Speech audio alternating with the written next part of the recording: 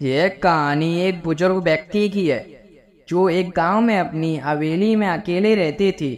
इनके पास संपत्ति की कोई कमी नहीं थी। चिंता थी तो बस अकेलेपन की, क्योंकि इनका सारा परिवार इनसे दूर हो चुका था। बुजुर्ग के 3 बेटे थे जो शादीशुदा थे।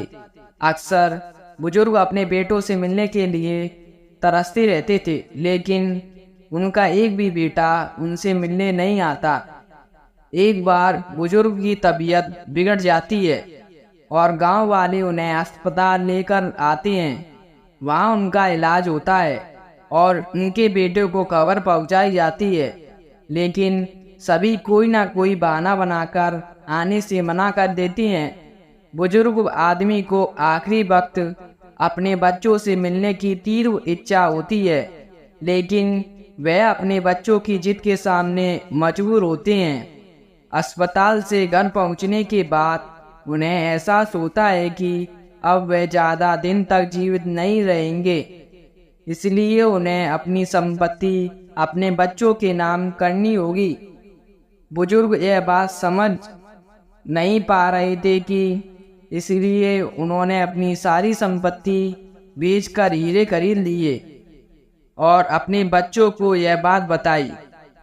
तीनों बेटे हीरे की बात सुनते ही गांव जाने को तैयार हो गए। उन्हें लगा कहीं उनके पिता वह हीरे किसी को दान में ना दे दें। तीनों भाई आनन फानन में अपने परिवार के साथ पिता से मिलने के लिए जाते हैं। जैसे ही उनके बेटे बुजुर्ग के सामने आते हैं, उनकी आंखों से आंसू निकल आते हैं। वे अपने बेटों को गले से लगाने के लिए हाथ फैला देते हैं, लेकिन बेटे आते ही सभी पूछते हैं हीरे कहाँ हैं। पिता अपने बेटों की इस बात से बेहद दुखी होते हैं। उन्हें एहसास हो जाता है कि मेरे बेटे केवल संपत्ति के लिए आए हैं, मुझसे मिलने के लिए नहीं। तभी बुजुर्ग अपने कमरे से हीरे की पोटली लाने को कहते हैं। उनका सबसे छोटा बेटा दौड़ता हुआ कमरे में जाता है और वह पोटली उठा के ले आता है। सभी की आंखें हीरे देखने के लिए बेसब्र रहती हैं। तभी बुजुर्ग व्यक्ति पोटली खोलते हैं और जैसे ही निकालते हैं तो उस पोटली से केवल पत्थर के टुकड़े ही गिरते हैं। बुजुर्ग व्यक्ति पोटली से पत्थर गिरते देख चिंतित हो जाते हैं और पागलों की तरह जोर जोर से पूछने लगते हैं हीरे कहाँ गए।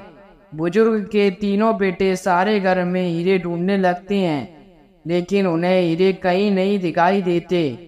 बुजुर्ग व्यक्ति अपने जीवन भर की कमाई ऐसे जाने नहीं दे सकते थे, इसलिए उन्होंने गांव के कुछ लोगों को बुलवाया और उनसे सलाह लेने लगे।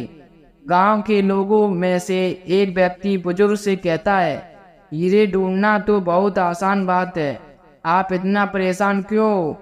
यह सुनते ही सबकी नजरें उस व्यक्ति की तरफ हो जाती हैं। बुजुर्ग व्यक्ति आशा भरी निगाहों से उससे पूछता है, बताओ कहाँ होंगे मेरे हीरे?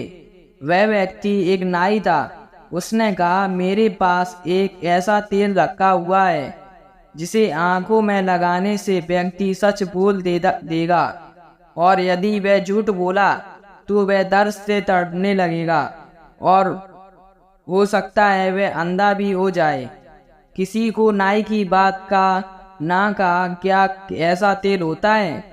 तभी नाई ने जोर भरते हुए कहा, हाँ बाबूजी, मेरे पास ऐसा तेल है कि अभी पता चल जाएगा आपके हीरे किसने लिए हैं।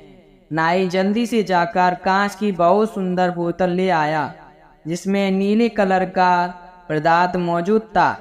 तेल की बोतल देखते ही बुजुर्ग का बड़ा बेटा कहता है, भला हम तुम्हारी बात का यकीन कैसे करें कि झूठ बोलने वाला ही अंधा हुआ।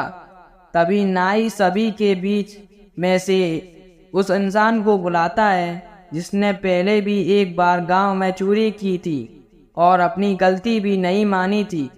फिर भी लोगों ने उसे माफ कर दिया था और उसकी आंखों में तेल लगाकर उससे पूछा था, कुछ बरसों पहले गांव में चोरी हुई थी, वह तुमने ही की थी ना?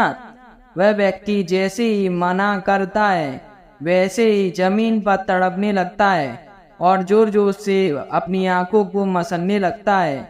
तभी नाई दोबारा तेल में पानी मिलाकर वापस उसकी आंखों में लगाता है और वह शांत हो जाता है।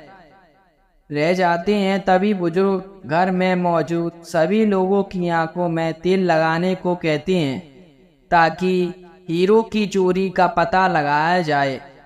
लेकिन अचानक बुजुर्ग का छोटा बेटा उसके पैरों में पड़कर रोने लगता है और कहता है, बाबूजी मुझे माफ कर दीजिए, हीरो की चोरी मैंने ही की थी।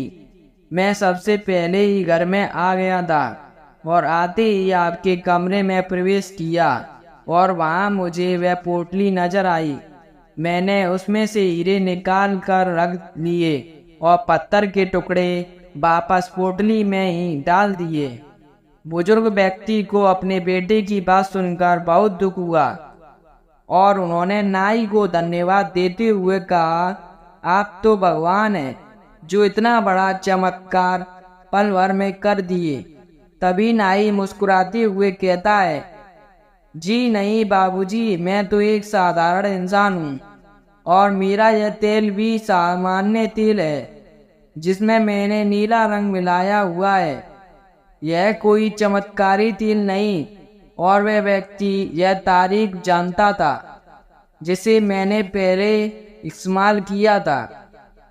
दोस्तों, आपको हमारी स्टोरी कैसी लगी आप हमें कमेंट करके ज़रूर बताएं और जाते जाते हमारे चैनल को लाइक एंड सब्सक्राइब करें। धन्यवाद।